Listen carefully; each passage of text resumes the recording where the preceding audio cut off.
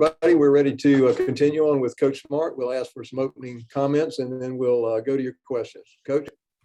Yeah, I'd like to open with the seniors. Obviously, I think today is a day to honor them, and one of the coolest atmospheres I've been a part of in terms of honoring the seniors. Also like to mention the Military Appreciation Day, the halftime show by the Redcoat Band, and all the in-game recognition as well for the Armed Forces and all the vets. Just a tremendous honor to be a part of that, and what they do for us and our country. I can't say enough. We wouldn't have a chance today to honor our seniors if it wasn't for the military and the things they sacrifice and make for us. So with that, we'll open it up for questions. All right, take the first two questions from Dean Legge and then Seth Emerson.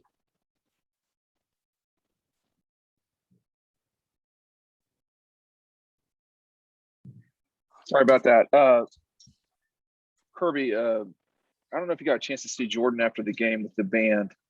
Can you give me a background on his relationship with the Redcoats and even just what the Redcoats mean for y'all? Yeah, I think it's a special honor. He had reached out. He's got a lot of friends outside of football. Jordan is a very worldly young man, and he's got friends across campus, a lot of them in the Redcoat Band. And he had brought up the chance to honor them and go over and thank them for what they've done for our team, the program, the university. And I think they kind of came up with a plan to do that, and they had asked me if it was good, and I thought it was a great idea for the seniors to kind of pay their respects to the Redcoat seniors, because they also have people that won't be back in Sanford Stadium. So I thought it was a tremendous honor, and what better way to do it than to have 99 up there conducting the band. Kirby, what was behind giving Jordan the goal line play? Is that just kind of a reward for senior day? Was there any kind of effort to bolster a Heisman campaign, or what was it? It was the score. I mean, we've been in that package the whole time, and Munkin had just come to me and said he's been begging to get the ball. And he and Jalen put a lot of work in, because they have to go down and go through those plays with the offense, and then we make them make up for the plays they miss with the defense. So it's a commitment for them to go down on offense. And Jalen, he wanted to catch a pass, so we told him we would flex him out and let Jordan get the ball. And we worked on ball security this week with him. And to be honest, I didn't think we'd get a chance. It was almost fate that you got the opportunity, because we weren't going to do it out in the middle of the field, but the opportunity arose, and those offensive coaches wanted to do it, and I thought it was a great idea. I thought he handled it well.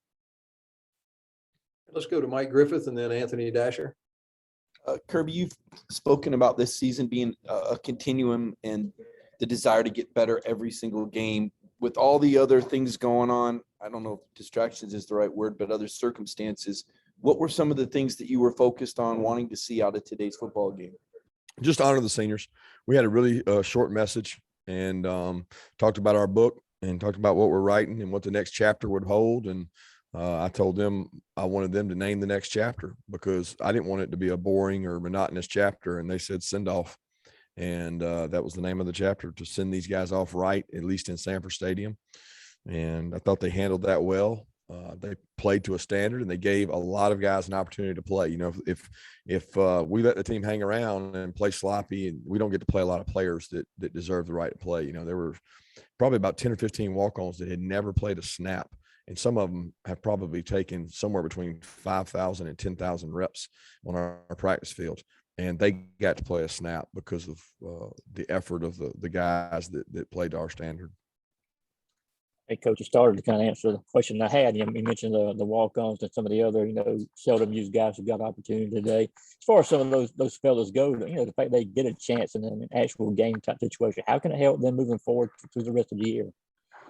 Well, it can give the walk-ons a great experience, a positive momentum. When there's good morale on your team and guys that played, they certainly give better effort in practice. So I know the picture we'll get in practice to be better. And then some of the younger players got a chance to play a lot of snaps. And a lot of times you find out where you are, because, sometimes they hear how good they are, and maybe they realize when they go out and play against Charleston Southern and they don't do as well as they think they should, that maybe they should go back and get to work in the weight room, get to work in the classroom, get to work in nutrition, maybe take their reps a little more serious.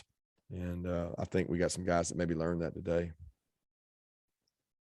Next question, Chip Towers, and then we'll go to Jake Rowe.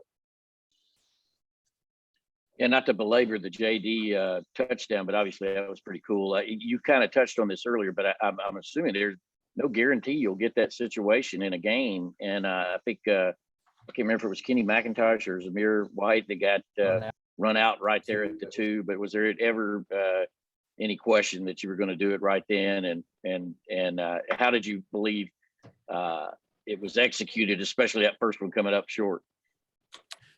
Well, Monk had said on the headphones, if we got, I don't remember what the play before was, but he we thought we might score there. We didn't score, and we said if we got, inside the 2, we would do it. And as fate would have it, I think it was on the 3, but he didn't hesitate and he did it. And it was probably a little far out for the first one. And thought he almost scored there, but then he, Coach Monk decided to call it again, and I figured they'd know what was coming, but I don't know that it mattered. He was going to get that ball across the goal line any way he could. Kirby, wanted to ask you, I don't really remember seeing Nolan Smith out there. Wanted to know kind of what his status was for this game. And also Chris Smith, didn't see him out there either and want to see what he may be dealing with. Yeah, Nolan's elbow from last week, he practiced all week. He was a no contact guy, but he ran around, practice, gave good effort, and probably could have gone if he had to have gone. But it was bothering him some, and I think he'll be fine for next week. And then Chris had a weird deal on Wednesday or Thursday. He had a bone bruise on his knee. His knee kind of buckled, really a non-contact injury, and just knee buckled, and he was not cleared, not ready to go, but we think he will be fine. So. All right, next question, Mark Weiser, and then we'll go to Tyler Griffith. I want to ask you about seeing Dom Blaylock getting out there today, your thoughts on that. And then George obviously got a chance to do some pregame work, running routes. How close might he be? Not sure on George. He's still not completely cleared yet. He's got to hit percentages on his knee, on his testing. He's got jumps. He's got Cybex. He's got 15, 16 different tests he does. And when he hits a certain percentage, we think he'll be able to get cleared, but we don't know when that's going to be. It's a matter of the strength in there and making sure that he's safe. Dom had the flu this week, so we thought we'd get him back, and I think we got him back on Thursday maybe. And he's very smart, very intelligent. He was able to jump right into the game plan. And he was coming back as we kind of lost Kieris at the back of the week. Kieris was battling the flu a little bit. So those two guys kind of shared that spot, and just want to get Dom some confidence, confidence to go out and play, catch the ball, get tackled, hit people, and do some of those things. And hopefully he can spin this into some momentum. I know you touched on it earlier, how important it was to get the walk-ons out there and kind of reward them for how hard they work. Is there any that you want to call out by name, just that you thought that you saw some great things from today? Well, great things to me were getting on the field. I mean, I really believe that. A young man that works really hard every day for us. We call him Sarge Haggerty. He's been here for a long time. He's a tight end. He's worked really hard, and he got to go out and play. Matt Brown, who is one of our most decorated great players, young man, went and did an internship this summer, and Matt Brown's one of the best walk-ons I've ever been around in terms of he never complains. All he does is compete and give effort. Blake Watson is a young man that's a tackle, and I can't tell you how many snaps he's taken on that scout team, and he got to go out there and play today. Just did a tremendous job. Jalen Kennedy, a nickel, Tyler Malakis. There was a lot of guys that got to go out and play, and I was proud of them. All right, next question, Charles Odom, and then to Palmer Thombs. You had said that you wanted to see a strong start, and only the players could determine, how many backups were able to get into the game. I think you matched the school record for points and a half, but did you worry at all about how it would go when the first possession is in the turnover? No, I wasn't concerned. I mean, that's part of football, right? You have the ups and downs. You respond to it. Our guys have really matured. They understand that there's 4 quarters to a game. We're not going to have any game decided in the first opening drive. Would certainly like to start better and start faster, but a ball got tipped and guy made a good play. Kirby, you said this is one of the most special senior day celebrations that you've seen. What is it about the senior class that makes them so special that fans want to celebrate in this way? Well, I just think they've been through so much. I mean, they had a COVID experience, and a lot of them chose to come back because of that. So there were guys that didn't get their senior day that came back to get it. I think what they've done in terms of leadership and affecting other players on our team, their overall record over 4 years, some of them 5 years. I mean, everybody's in a kind of a different spot out of that group. And I'll venture to say there'll be a lot of those guys that might be out there next year. But you know what? They'll be really good leaders by then. And I hope we get some of them back, and they can help impact our season next year. All right, let's go to Davis Baker and then to Emily Gagnon.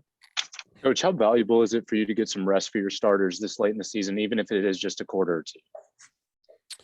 Yeah, I think it's important, but I think these guys are built to play the game of football. So what 1 quarter, 2 quarters does for them, I really don't know. I think the time to get the rest is during the week of practice, and we have high intensity, lower volume, and really get after it when we get after it. And we did some good on good periods this past week to really keep that competitive level. But I mean, it's hard at the end of the day sometimes to get something out of that game. Once you get that lead, you're trying to gain confidence in your offense, defense, special teams, and get some confidence in some backups.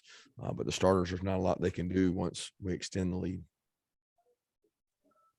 Hey, Coach, I was wondering, of the championship teams that you have coached throughout the years, is there something that all those teams have had in common? And do you find that this team has that? Hard to do comparisons. It's just really hard because I think everyone's so different. If there was one DNA trait of all those teams, it's usually leadership and composure. And yeah, I feel like this team has that, but I'll be honest with you. The last 2 or 3 teams we've had, I feel like I've had really good composure and really good leadership. I don't know what makes this team set itself apart from any championship team that I've had, or makes it more similar. I'd take each one in its own entity, and every team has its own personality, and you start fresh every year.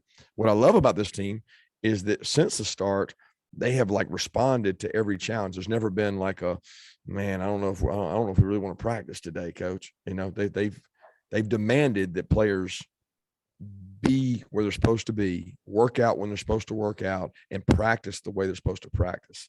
And I thought this week was great because we got to spend a little intentional time with the leaders, and really say, hey, we're getting ready to go into this tough circuit. Let's get ready. Let's thank you for what you've done thus far in terms of leading, but now's when it matters the most. All right, next question to Connor Riley and then to Ryan Curley. Hey, Kirby, it might be hard to quantify this, but what has Jordan Davis's personality and the way he interacts with people meant to this program? Yeah, you said it, hard to quantify, because it's just it's impactful. It's like he has this personality that people embrace. I mean, if you don't know him, you've missed out. He's I wouldn't say best kept secret now, but he probably was for 3 years. And it's just funny. I mean, he's got great sense of humor, great work ethic, great leadership. He cares. He stands up and tells the team how much he cares about them, and he'll do anything for them. So I'm really proud of the way he's handled this season, because a lot of guys, when they come back, they don't necessarily handle things the right way, and he's done that. Kirby, you talked earlier this week about how important it was to honor the seniors. How pleased were you with the celebration today and everything post-game and pre-game? It's great. It was great. I thought the fans did an awesome job being here, and it's hard when you go down that road shaking those hands and taking those pictures. First of all, there were so many of them, and it's tough. Imagine that being a Tech game at home, which it probably will be next year, I guess. And it's a lot harder depending on who you're playing to be in that mental position. It was a much better fit this year with this game. All right, Mark Bradley, you have a question? Yes, I do, actually. Coach, after you beat Clemson, it became fashionable to say Georgia's going to win. Georgia's going to be favored to win the rest of its games. How impressed have you been that your team has been able to block out talk like that and just and just tend to business every week after week after week? It gives a lot of credit to those guys. I mean, if I said the same message every week over and over, it would fall on deaf ears. I mean, they would say, well, I've heard that before. Well, this game's going to be tough. Well, he said that game was going to be tough, and they've responded really well. But I mean, outside of this week, Monday and Tuesday, we probably have had some of our best practices every week, Monday and Tuesday. You know, my concern is it towards the end of the year and we're going to lose that edge on Monday and Tuesday, or was that because we were playing Charleston Southern? And I told them on Wednesday, I said, guys, we can't practice like this and continue to get better. And when you get towards the end of the year, it's the end of the year that you get remembered for, you know, March Madness, what team's playing best in March? When are you at your hottest? And we're trying to get better. We wanted to have rhythm today. You know, it was important that we went out and didn't just play it close to the vest. We went out there and went after it and played an aggressive game plan. So these guys have been excellent responding to adversity. And, you know, we've been on some tough road games. We've had some tough games here and there. I'm proud of the way they've handled everything, but there's still a road ahead. We got time for one more question, and then we'll let anybody jump in that would like to. Go ahead.